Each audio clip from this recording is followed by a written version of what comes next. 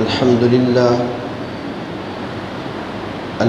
لله الذي أنزل على عبده الكتاب ولم يجعل له عوجا تبارك الذي جعل في السماء بروجا وجعل فيها سراجا وقمرا منيرا أشهد أن لا إله إلا الله وحده لا شريك له وأشهد أن سيدنا ومولانا محمدا عبده ورسوله أما بعد فأعوذ بالله من الشيطان الرجيم بسم الله الرحمن الرحيم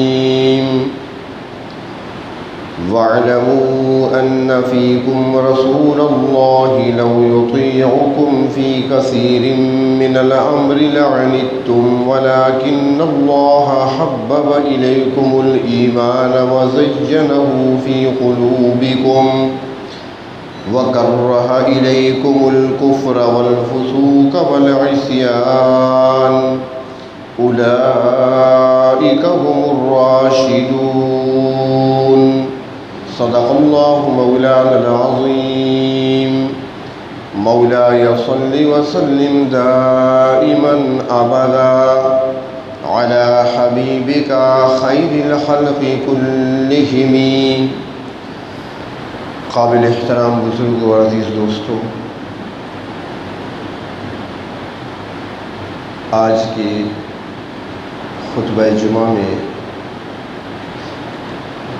جو عرض کرنا ہے اس کا خلاصہ یہ ہے کہ صحابہ کرام رضی اللہ تعالی عنہم معیار حق ہیں، اور وہ معیار حق کیسے اور کس طرح ہے. سب سے پہلی بات وہ یہ ہے کہ اللہ تبارک و تعالی نے نبی اکرم صلی اللہ علیہ وسلم کے لیے صحابہ کرام کا انتخاب خود فرمایا ہے. اب اس سلسلے میں آپ دیکھیں کہ جو اعتراضات کیے جاتے ہیں صحابہ کرام پر، کسی کے بارے میں معاذ اللہ خائن کا لفظ استعمال کیا گیا تو انہوں نے خیانت کر لی، کسی کی طرف نفاق کو منسوب کر دیا گیا، کسی کی طرف کوئی اور الزام منسوب کر دیا گیا. تو یہاں پر اس نقطے کو آپ سمجھ لیں، اگر یہ آپ کے ذہن میں بات بیٹھ گئی تو انشاءاللہ اس قسم کا کوئی وہم، کوئی خیال، کوئی وسوسہ آپ کو نقصان کبھی نہیں دے سکے گا. اللہ تبارک و تعالی جب انتخاب فرماتے ہیں تو اللہ رب العزت کا انتخاب اور اللہ کا فیصلہ غلط نہیں ہو سکتا. نبی اکرم صلی اللہ علیہ وسلم اللہ رب العزت کے محبوب ہیں. انبیاء علیہ السلام سارے کے سارے اللہ رب العزت کو پیارے ہیں، سارے پسندیدہ ہیں، سارے اللہ تبارک و تعالیٰ کے برگزیدہ بندے ہیں. لیکن جناب نبی کریم صلی اللہ علیہ وسلم کا مقام اور مرتبہ اللہ کے ہاں بہت زیادہ ہے، اتنا زیادہ کہ وہاں تک ہماری عقل کی رسائی نہیں ہے. تو اب جب آپ اللہ کے محبوب ہیں تو اللہ تبارک و تعالی نے جو نعمت بھی آپ کو عطا فرمائی ہے وہ سب سے بڑھ کر اعلیٰ اور بلند تر عطا فرمائی ہے. مثال کے طور پر اللہ رب العزت نے اپنے محبوب صلی اللہ علیہ وسلم کو جو حسن عطا فرمایا، ایسا حسن اللہ نے کائنات میں کسی اور کو عطا نہیں کیا. ایسا جمال اللہ نے کسی کو عطا نہیں فرمایا جو اپنے محبوب کو عطا فرمایا ہو. جس طرح کہتے ہیں نا کہ حضرت جبریل امین بھی جس کے حسن کو دیکھ کر بزبان حال پکار اٹھے تھے کہ آفاق ہا گردیدام مہر بتا مرزیدام بسیار خوباں دیدام لیکن تو چیزیں دیگری، کہ میں نے مشرق بھی دیکھا ہے، میں نے مغرب بھی دیکھا ہے، میں نے شمال بھی دیکھا ہے، میں نے جنوب بھی دیکھا ہے، میں نے آدم کو بھی دیکھا ہے، میں نے انبیاء کو بھی دیکھا ہے، میں نے پیدا ہونے والے بچوں کو بھی دیکھا ہے، میں نے میدانوں میں جوانوں کو بھی دیکھا ہے، لیکن محبوب جو حسن آپ کو ملا ہے ایسا حسین میں نے کہیں نہیں دیکھا۔ تو اللہ تبارک و تعالیٰ نے حسن عطا فرمایا تو کمال درجے کا حسن آپ کو عطا فرمایا۔ اسی طریقے سے اللہ تبارک و تعالیٰ نے آپ کو جو قوت، جو طاقت، جو بہادری عطا فرمائی وہ کسی کو نہیں ملی۔ ایک مرتبہ مدینہ منورہ میں شور اٹھا، رات کا وقت تھا، شور کی آوازیں بلند ہوئیں، صحابہ کرام اپنے گھروں میں پریشان ہو گئے۔ لگتا ہے کہ دشمن نے اچانک حملہ کر دیا، دشمن حملہ آور ہو گیا، لہٰذا دفاع کرنا ہے۔ جس کے ہاتھ میں تلوار لگی، جس کے ہاتھ میں نیزہ آیا، جس کے ہاتھ میں خنجر آیا، ہتھیار اٹھائے اور تیزی سے اپنے گھروں سے نکلے، جس طرف سے آوازیں آئی تھی اسی طرف دوڑنے لگے، سارا مدینہ باہر نکل پڑا۔ اب یہ آگے جا رہے ہیں دیکھنے کے لیے کہ کیا ہوا ہے، اتنے میں دیکھا کہ سامنے سے کوئی گھوڑے پر سوار آ رہا ہے۔ آنے والا جب قریب آیا تو اس کی خوشبو کی جھونکوں سے پتہ چل گیا کہ آنے والے اللہ کے محبوب ہیں۔ آپ نے فرمایا میرے صحابہ کہاں چلے ہو، یہ کیا تیر تلوار خنجر اٹھا رکھی ہے؟ عرض کرتی ہیں آقا ہم نے شور سنا تھا، آواز سنی تھی، ڈر گئے تھے کہیں دشمن نے حملہ نہ کر دیا ہو، ہم اپنے دفاع کے لیے نکلے ہیں۔ اللہ کے محبوب فرماتے ہیں میرے صحابہ دشمن آیا تھا، محمد اسے بھگا کر آ رہا ہے۔ اکیلے میں بہادری اور جرت، شجاعت اللہ نے اپنے محبوب کو عطا فرمائی تو وہ بھی کمال درجے کی آپ کو عطا فرمائی۔ معجزات دیے تو وہ بھی کمال درجے کے دیے۔ زمین پہ کھڑے ہیں، مشرکین جب کہتے ہیں کہ اوپر کوئی نشانی دکھاؤ، زمین کی نشانی نہیں اوپر کی نشانی دکھاؤ، فرمایا کہاں کی نشانی دکھاؤں؟ فرمایا چاند میں نشانی دکھاؤ۔ انگلی سے اشارہ کرتے ہیں، چاند دو ٹکڑے ہو جاتا ہے۔ معجزات اللہ نے عطا فرمائے تو کمال درجے کے عطا فرمائے۔ معجزات میں سے جو معراج کا معجزہ آپ کو عطا کیا گیا وہ کسی اور نبی کے حصے میں نہیں آیا۔ کوئی نبی اس طرح سفر نہیں کرتا زمین سے آسمانوں تک اور آسمانوں سے اوپر سدرۃ المنتہا کو کراس کرتے ہوئے عرش تک پہنچا ہو۔ اللہ نے یہ مقام، یہ مرتبہ، یہ کمال اپنے محبوب کو ہی عطا فرمایا۔ اب اللہ تبارک و تعالیٰ نے جو علم عطا فرمایا تو آپ خود فرماتے ہیں کہ اللہ رب العزت نے مجھے اولین و آخرین کے علوم عطا فرمائے ہیں، علم میں کمال عطا فرمایا۔ تو ساری چیزیں اللہ رب العزت نے جو نعمتیں اپنے محبوب کو عطا فرمائی ہیں وہ کمال درجے کی عطا فرمائی ہیں۔ تو ساری نعمتیں تو کمال درجے کی ملی ہیں، اور جب صحابہ عطا کیے تو ان کے دل صاف نہیں تھے۔ جو آپ کو ساتھی عطا فرمائے، جو دوست عطا فرمائے، جو مجلس میں بیٹھنے کے لیے رفیق عطا فرمائے، جو آپ کے سفر و حضر کے ساتھی آپ کو اللہ نے عطا فرمائے تو ان کے اندر نقص باقی رہ گیا تھا۔ یہ تو ایک عام سی مثال ہے، میں جاتا ہوں اپنے شیخ سے ملنے کے لیے، یا میں جاتا ہوں اپنے استاد سے ملنے کے لیے، میں بازار سے اس کے لیے کوئی پھل خریدتا ہوں، میں سیب خریدنے جاتا ہوں، میں ہوں یا آپ ہوں، تو ایک ایک دانہ چیک کرتا ہوں اور دکاندار سے بھی کہتا ہوں کہ یار پہلے تو میں گھر لے جاتا ہوں، جیسے آپ دے دیتے ہیں کوئی بات نہیں، آج میں اپنے شیخ کے پاس ہدیہ لے کر جا رہا ہوں، کوئی داغ والا دانہ اس میں نہ آئے، کوئی گلا ہوا سیب نہیں ڈالنا آپ نے، کوئی کچا سیب بھی نہیں ڈالنا، اور خود بھی میں ایک ایک دانے کو چیک کر کے لیتا ہوں کہ اپنے شیخ کے پاس لے جا رہا ہوں۔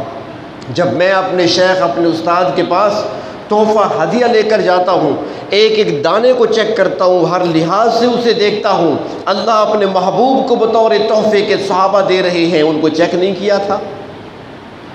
اللہ نے آزمایا نہیں تھا، دیکھا نہیں تھا کہ اندر سے کیسی ہیں، باہر سے کیسے ہیں؟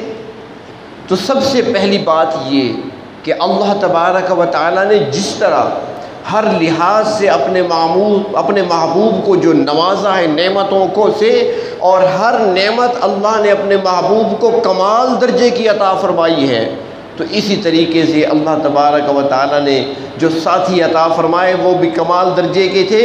میں اپنے شیخ اور استاد کے لیے بازار سے پھل خریدتا ہوں، اچھی دکان تلاش کرتا ہوں، تازہ پھل تلاش کرتا ہوں، منڈی سے تلاش کرتا ہوں، اور پھر جا کر ایک ایک دانے کو چیک کر کے لیتا ہوں۔ تو اللہ تبارک و تعالیٰ نے جب اپنے محبوب کے لیے ساتھیوں کی ضرورت تھی، پروردگار عالم نے انسانوں کی منڈی میں تلاش کیا۔ انبیاء کے بعد انسانی منڈی کے اندر جو سب سے زیادہ سچا نظر آیا، اسے چن کر ابو بکر نام دے کر اپنے محبوب کے سپرد کر دیا۔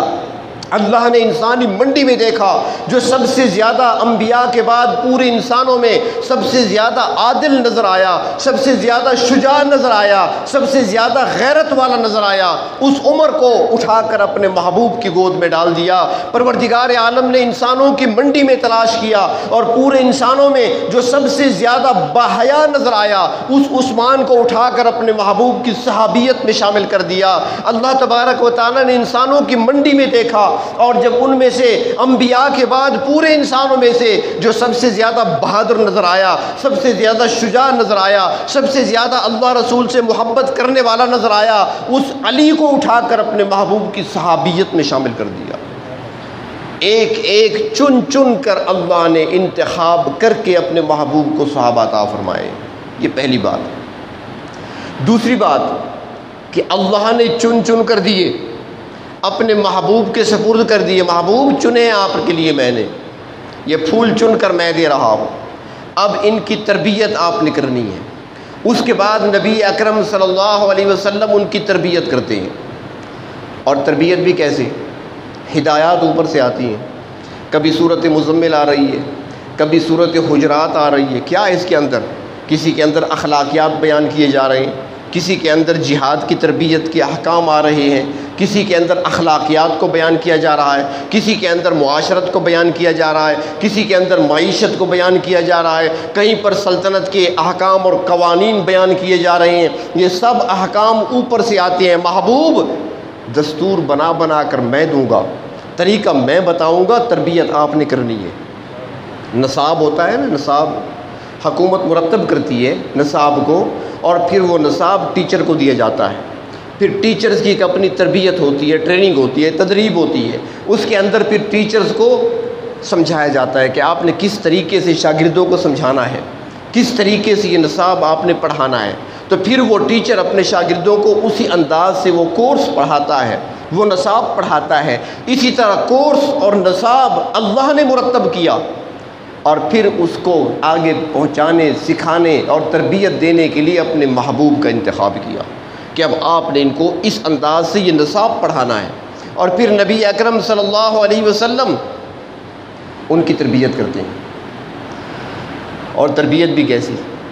راتوں کو اٹھ اٹھ کر دیکھتے ہیں میرے صحابہ کیا کر رہے ہیں۔ رات کو اٹھے، باہر تشریف لائے، دیکھا ابو بکر مصلی پہ کھڑے ہیں، رات کے وقت مصلی پہ کھڑے ہیں، نماز پڑھ رہے ہیں، لیکن آواز بڑی آہستہ، سنائی نہیں دے رہی، بہت آہستہ پڑھ رہی ہیں۔ تھوڑا آگے گئے، دیکھا مسجد میں عمر کھڑے ہیں، تلاوت تو کر رہے ہیں لیکن بلند آواز سے کر رہے ہیں، بڑے جوش کے ساتھ تلاوت ہو رہی ہے، اونچی آواز سے۔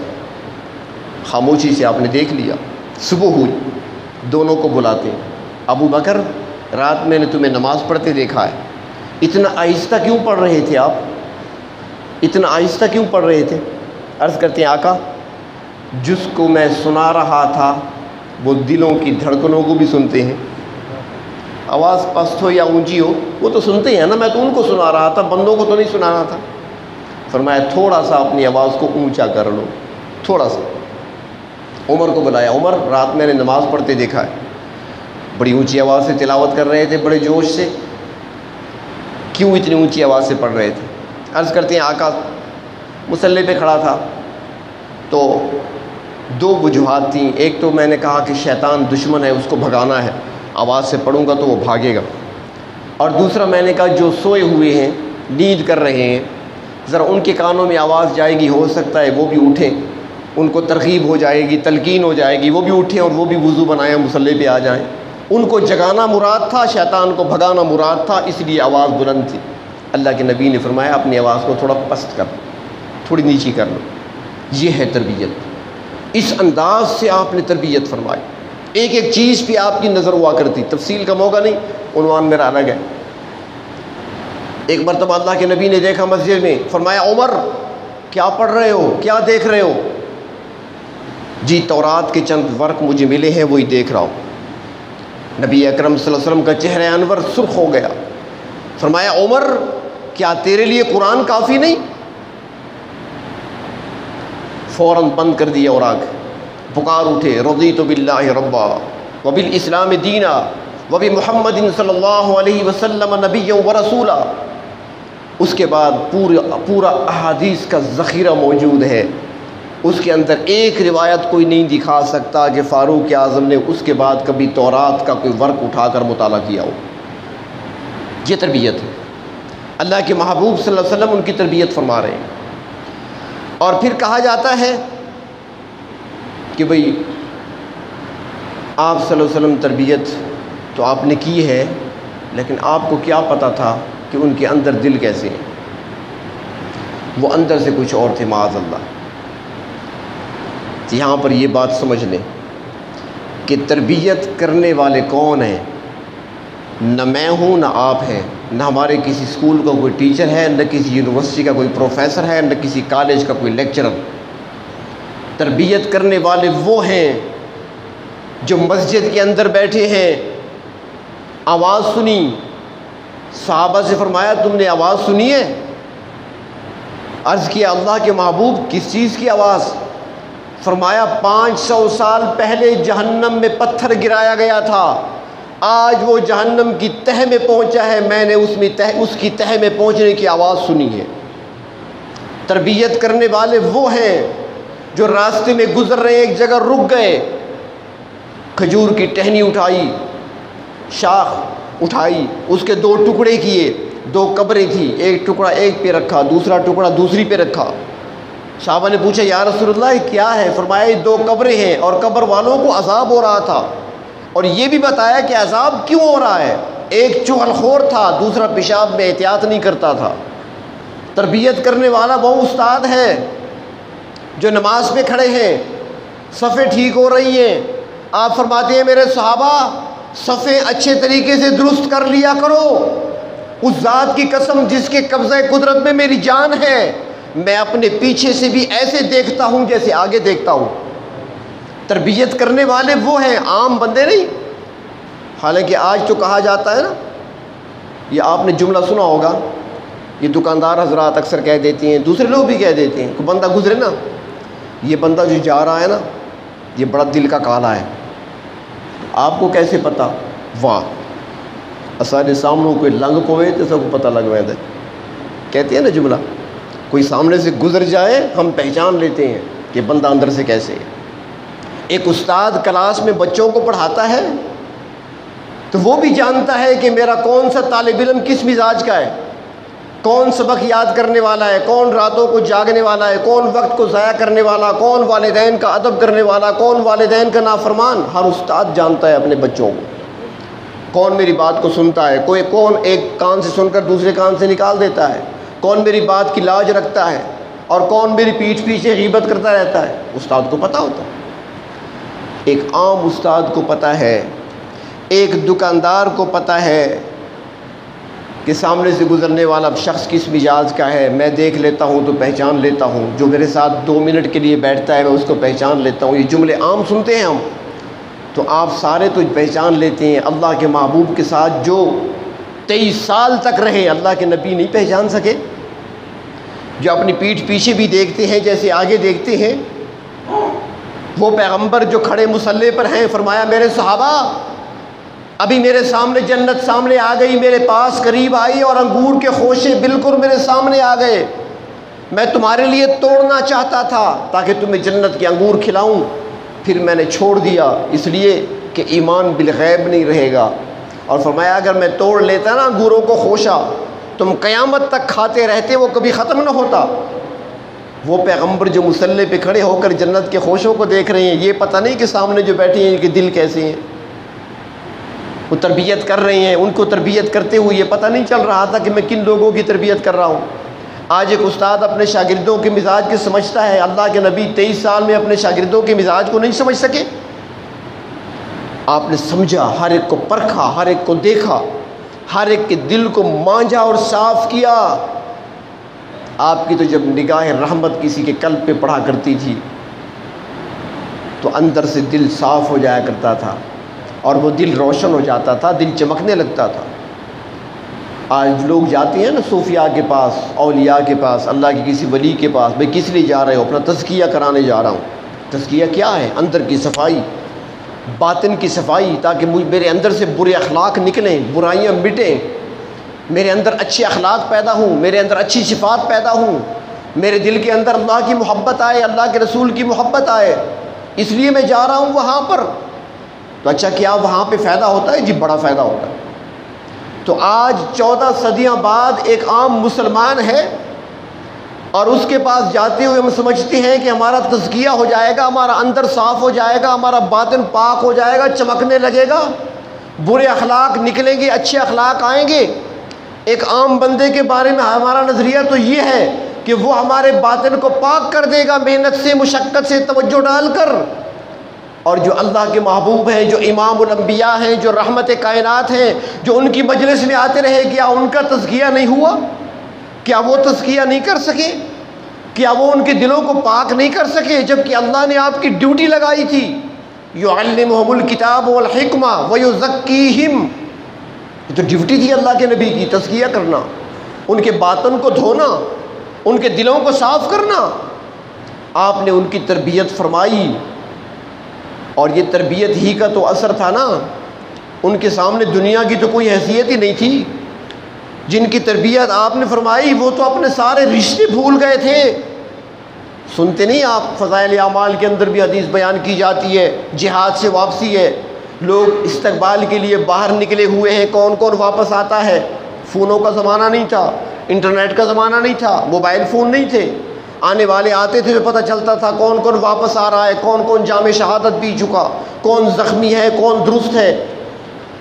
ایک خاتون بھی کھڑی تھی، انتظار کر رہی تھی کہ اس کا گھرانہ بھی جہاد پہ گیا ہوا تھا، تڑپ رہی ہے بیچاری، انتظار میں ہے۔ اور جب مجاہدین کے لشکر آیا کرتے تھے تو ٹولیوں کی صورت میں ہوا کرتے تھے، قبائل کی صورت میں، ایک قبیلہ جا رہا ہے اس کا اپنا جھنڈا ہے، دوسرا قبیلہ آ رہا ہے اس کا اپنا جھنڈا ہے۔ تو جو پہلے ٹکڑی آئی مجاہدین کی، اس خاتون نے تڑپ کر پوچھا میرے نبی کس حال میں ہیں؟ ان میں سے کسی نے کہا کہ آپ کے والد صاحب بھی گئے تھے جہاد میں، وہ شہید ہو گئے۔ کہا میں نے باپ کا نہیں پوچھا، میں نے اللہ کے نبی کا پوچھا ہے۔ دوسری جماعت آتی ہے، اس سے سوال کرتی ہے میرے نبی کیسے ہیں؟ جواب ملا آپ کے خاوند شہید ہو چکے ہیں، آپ بیوہ ہو چکی ہیں۔ فرمایا اس کو چھوڑو، اس کی پرواہ نہیں، میرے نبی کا حال دو۔ تیسری جماعت آتی ہے، پوچھتی ہے تو وہ جواب ملتا ہے آپ کے بھائی شہید ہو گئے۔ فرمایا میں نے بھائی کا نہیں پوچھا، میں نے اللہ کے نبی کا پوچھا۔ اور جب چوتھی ٹولی آئی، اللہ کے نبی موجود تھے، جب مسکراتا ہوا چہرہ نبی کا دیکھتی ہے، وہ خاتون پکار اٹھتی ہے میرے محبوب آپ کا چہرہ دیکھ لیا، سارے صدمے بھول گئی۔ یہ تربیت تھی ان کی، وہ سارے رشتے بھول بیٹھے تھے، انہیں کچھ یاد ہی نہیں رہتا تھا سوائے اللہ کے نبی کے۔ غزوہ احد کے اندر ایک مجاہد، آخری سانس ہیں، آخری لمحات ہیں، تو آ کر کوئی پوچھتا ہے، ایک مجاہد پوچھتا ہے ہاں بھائی کوئی خواہش ہو تو بتا دو، لگتا ہے کہ بس آپ ہمیں چھوڑنے والے ہیں، شہادت کی منزل کو پانے والے ہیں، اللہ کے ہاں پہنچنے والے ہیں، دنیا کو خیر بات کہہ رہے ہیں آپ۔ ایسے موقع پر بچے یاد آتی ہیں، بیوی یاد آتی ہے، گھر بار یاد آتا ہے، اپنا مال یاد آتا ہے، جائیداد یاد آتی ہے۔ ہم نے دیکھا ہے لوگوں کو مرتے ہوئے، کسی ڈاکٹر سے پوچھیے اسپتال میں آخری وقت میں لوگ کیا کہتے ہیں، کس کا نام لے رہے ہوتے ہیں؟ لیکن وہ مجاہد کہتا ہے ہاں میری ایک خواہش ہے، اگر پوری کر دو تو نہیں جانتا میں کتنے لمحوں کا مہمان ہوں، ایک ہی خواہش ہے۔ کیا خواہش ہے؟ لے جاؤ اللہ کے نبی کی خدمت، بس آخری وقت میں دیدار کرنا چاہتا ہوں۔ ایک ہی خواہش، نہ بچوں کی خواہش، نہ بیوی کی خواہش، نہ گھر کی خواہش، نہ مال و جائیداد کی خواہش، اللہ کے نبی کا دیدار کرنا چاہتا ہوں۔ اٹھا کر لایا گیا، آپ صلی اللہ علیہ وسلم کے مبارک قدموں میں رکھا گیا، اس نے نگاہیں اٹھائیں اور بزبان عال کہا نکل جائے دم تیرے قدموں کے نیچے، یہی دل کی حسرت، یہی آرزو ہے۔ اور وہیں پر اللہ کے نبی کے چہرے کو دیکھتے ہوئے اپنی جان اللہ کے سپرد کر دی۔ ایسی تربیت فرمائی اللہ کے محبوب صلی اللہ علیہ وسلم نے. اور پھر جب تربیت ایسی ہوئی تو پروردگار عالم فرماتے ہیں تربیت میرے محبوب نے کی، ان کی نصاب میں نے دیا تھا، کورس میری طرف سے مرتب کیا گیا. وہ کورس پڑھانے والے، نصاب پڑھانے والے میرے محبوب تھے. تو اللہ فرماتے ہیں پھر میں نے ان کا امتحان لیا. امتحان اللہ فرماتے ہیں کہ ان کا امتحان اللہ نے لیا. کس چیز کا امتحان لیا؟ کوئی کاغذ قلم نہیں منگوایا گیا، امتحان حال میں بٹھا کر پرچے نہیں دیے گئے. اللہ فرماتے ہیں میں نے ان کے اندر کو دیکھا، میں نے ان کی معیشت کو دیکھا، میں نے ان کی معاشرت کو دیکھا، میں نے ان کے جہاد کو دیکھا، میں نے ان کی ہجرت کو دیکھا، میں نے نبی کے ساتھ ان کے بیٹھنے اٹھنے کو دیکھا، میں نے ان کی عبادت کو دیکھا، میں نے ان کی ریاضت کو دیکھا، میں نے ان کے گھر کی زندگی کو دیکھا، ان کے باہر کی زندگی کو دیکھا، میں نے ان کی جلوت کو دیکھا، میں نے ان کی خلوت کو دیکھا، میں نے ان کی تنہائی کی گھڑیوں کو دیکھا، میں نے ان کو بازاروں میں چلتے اور سودا کرتے ہوئے، خریدتے اور فروخت کرتے ہوئے دیکھا. ہر موقع پر میں نے دیکھا. اللہ پھر کیا نتیجہ نکلا؟ آپ نے امتحان لیا، ہر موقع پر ان کو جانچا، ان کو دیکھا، پرکھا تو کیسے نکلے؟ فرمایا اولئک هم المفلحون، سارے پاس ہو گئے، سارے کامیاب ہو گئے. اور پھر اللہ تبارک و تعالیٰ فرماتے ہیں کہ یہ وہ لوگ ہیں وَلَٰكِنَّ اللَّهَ حَبَّبَ إِلَيْكُمُ الْإِيمَانَ، میرے نبی کے صحابہ، ایمان کی محبت تمہارے دلوں میں اللہ نے ڈالی ہے. محبت ایمان کی اللہ نے ڈالی ہے. وَزَيَّنَهُ فِي قُلُوبِكُمْ، اور تمہارے دلوں کے اندر اس کو مزین کر دیا. کیا مطلب؟ سرائکی میں کہتے ہیں نا کھبا ڈیوڑا، اللہ نے کھبا دیتا ایمان. اب جس طرح وہ جما دیا اللہ نے دل کے اندر، وہ کون نکال سکتا ہے؟ وَكَرَّهَ إِلَيْكُمُ الْكُفْرَ وَالْفُسُوقَ وَالْعِصْيَانَ، اور اللہ تبارک و تعالیٰ فرماتے ہیں کفر کو، فسق کو، گناہوں کو ہم نے تمہارے اندر سے دور کر دیا. اب پروردگار عالم جب دور کر رہے ہیں ان سے برائی کو، پروردگار عالم جب ان کے باطن کو صاف کر رہے ہیں، یہ صفائی کسی انسان کی ہوئی نہیں ہے. آج ہم دیکھتے ہیں نا، ایک بچہ ہے، اس کا باپ کہتا ہے میرا بیٹا ایسی غلطی نہیں کرے گا، میرا بیٹا ایسی غلطی کبھی نہیں کرے گا. کیوں نہیں کرے گا؟ اس کی میں نے بڑی اچھی تربیت کی ہے، میں نے اس کی بڑی اچھی تربیت کی ہے. اس کے دل کے اندر میں نے جو محبتیں پیدا کی ہیں نا، یہ کبھی ایسی برائی کا کام نہیں کرے گا. ایک استاد اپنے شاگرد کے بارے میں دعویٰ کرتا ہے کہ اس کی ایسی تربیت ہو چکی ہے کہ کبھی اب یہ غلط جگہ پہ نظر نہیں آئے گا. اگر آپ اس سے کہہ دیں کہ میں نے فلاں جگہ اسے غلطی کرتے دیکھا، اس کا استاد نہیں مانے گا. مجھے نہیں لگتا وہ ایسا ہوا، آپ کو غلط فہمی ہوئی ہے، کسی اور کو آپ نے دیکھا ہوگا، آپ نے پہچانا نہیں ہوگا، کیونکہ اس کی ایسی تربیت ہوئی ہے کہ وہ کبھی ایسی غلطی نہیں کرے گا. اور جس کی تربیت استاد کرے، جس کی تربیت باپ کرے، اس کو تو اتنا فخر ہو اور اتنا گھمنڈ ہو اس بات پر کہ اس کی تربیت ہم کر چکے ہیں، غلطی نہیں کرے گا. اور جس کی تربیت اللہ کے محبوب کریں اور جس کے دل کے اندر ایمان کو اللہ خود مزین کر دیں، ان سے غلطی کیسے ہو سکتی ہے؟ ان سے خطا کیسے ہو سکتی ہے؟ اور یہی تو وجہ تھی کہ پروردگار عالم نے فرمایا کہ نصاب میرا تھا، کورس میں نے مرتب کیا، پڑھانے والے، تربیت دینے والے میرے محبوب تھے. تو آؤ اب دنیا والوں، قیامت تک آنے والے انسانوں، ایمان اگر اب ان جیسا لے کر آؤ گے تو قابل قبول ہوگا، ان جیسا ایمان نہیں لاؤ گے تو قابل قبول نہیں ہوگا. یہاں پر ایک جملہ اور بھی عرض کروں. یہ اکثر کہا جاتا ہے کہ آپ کہتے ہیں کہ صحابہ سے محبت رکھنا ایمان کا حصہ ہے. بھئی جو ایمانیات ہیں اس میں صحابہ کا ذکر تو نہیں ہے، نہ بچپن میں پڑھا، نہ اسکول میں پڑھا، نہ مدرسے میں پڑھا. آمنت باللہ وملائکتہ وکتبہ ورسلہ والیوم الآخر والقدر خیرہ وشرہ من اللہ تعالی، اس میں کہاں ہے صحابہ کا ذکر؟ اللہ پر ایمان لانا، اللہ کی کتاب بھیجی ہوئی کتابوں پر ایمان لانا، اللہ کے رسولوں پر ایمان لانا، فرشتوں پر ایمان لانا، تقدیر پہ ایمان لانا، یہ ساری چیزیں تو ہیں، اس میں صحابہ کا ذکر کہاں ہے؟ اب ہمارا جوان جب سنتا ہے نا تو پریشان ہو جاتا ہے. بات تو اس کی ٹھیک ہے، میرے خیال میں آپ بھی پریشان لگے آپ بھی پریشان لگ رہے ہیں، شاید آپ بھی یہ سوچ رہے ہیں کہ بات تو ٹھیک ہے۔ اب سمجھیں صحابہ ایمان کا حصہ کیسے ہیں۔ توحید پر ایمان لانا، رسالت پر ایمان لانا، کتابوں پر ایمان لانا، یہ تو ہے، لیکن یہ بتائیں کہ توحید کسے کہتی ہے، توحید پر ایمان لانا کیسے ہوگا، رسالت کیا ہے، رسالت پر ایمان لانا کیسے ہوگا۔ اللہ فرماتے ہیں توحید تب قابل قبول ہوگی جب توحید اس طرح مانو گے جس طرح صحابہ نے مانی ہے۔ رسالت پر ایمان ویسا ہی قابل قبول ہوگا جس طرح رسالت پر ایمان صحابہ لائے ہیں۔